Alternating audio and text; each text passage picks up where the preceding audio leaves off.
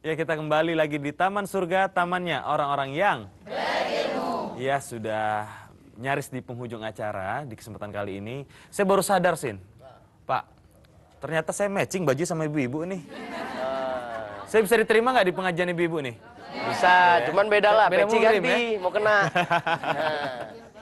Baik, tadi sudah kita tanya-tanya langsung, ya kan? Lalu ada satu hal nih Pak, mengenai makna sendiri. Makna dari Nabi kita, Rasulullah Muhammad SAW yang harus kita ikuti dan kita juga tahu dari masalah bid'ahnya sendiri. Nah ini bisa diterangkan Pak? Jadi begini Bu, ada kata sunnah, ada kata bid'ah. Sunnah itu pada mulanya berarti tradisi atau kebiasaan atau cara hidup. Kalau dari segi hukum, sunnah itu adalah sesuatu yang dianjurkan. Berpahala kalau melakukannya, tidak berdosa kalau meninggalkannya. Kalau tadi kita berbicara tentang poligami atau perkawinan, memang Nabi bersabda, an-nikahu sunnati. Tetapi sunnah yang dimaksud Nabi di situ adalah cara hidupku. Bukan sunnah dalam pengertian hukum Yang harus diikuti. yang diikuti. Itu kata sunnah dalam pengertian hukum itu muncul kemudian.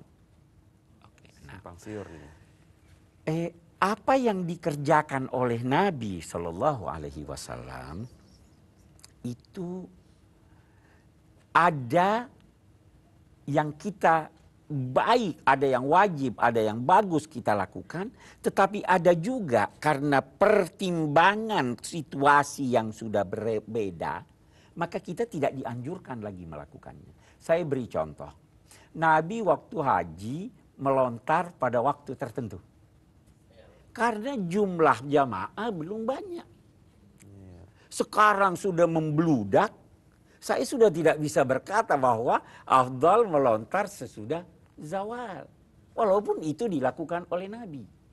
Ada juga hal-hal yang tidak dilakukan oleh Nabi dulu.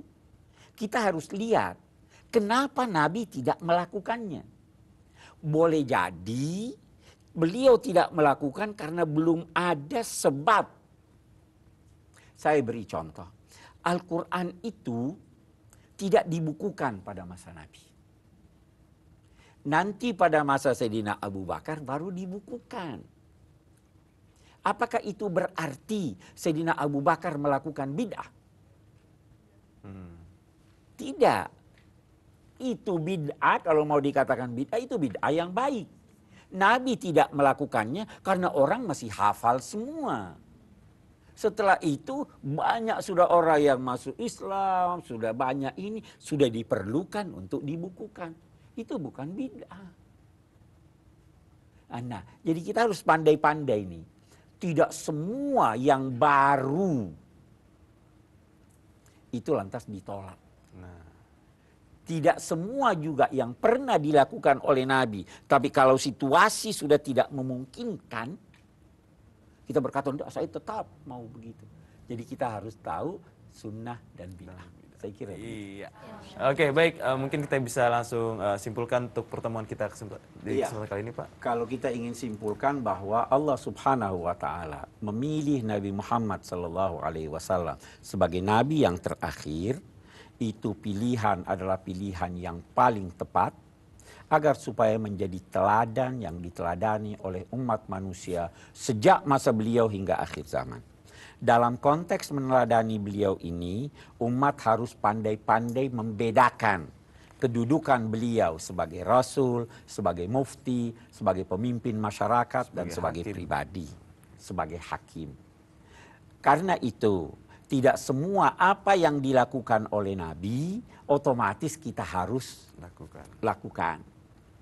Karena boleh jadi itu tidak berkaitan dengan anjuran untuk meneladani beliau, atau boleh jadi juga situasinya sudah berbeda dengan situasi masa lampau. Saya kira itu yang kita bisa simpulkan. Iya, luar biasa, terima kasih, dan mudah-mudahan apa yang kita pelajari ya Bu ya pemirsa juga di kesempatan kali ini berguna untuk kepentingan kita semua ya, dan untuk berguna juga untuk keturunan juga nantinya ya, bahwa Betul sekali bermanfaat dan karena namanya menimba ilmu tidak mengenal usia juga loh, ya. Baiklah para pemirsa.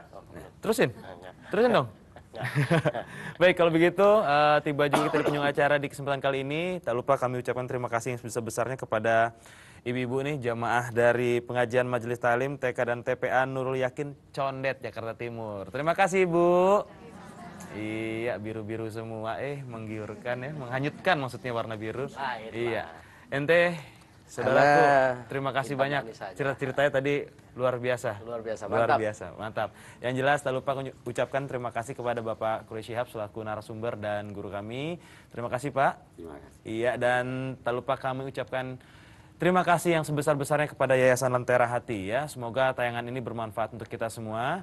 Dan akhir kata, Ferry Ardiansah undur pamit. Kita ketemu lagi di Taman Surga, tamannya orang-orang yang berilmu. Wassalamualaikum warahmatullahi wabarakatuh. Waalaikumsalam.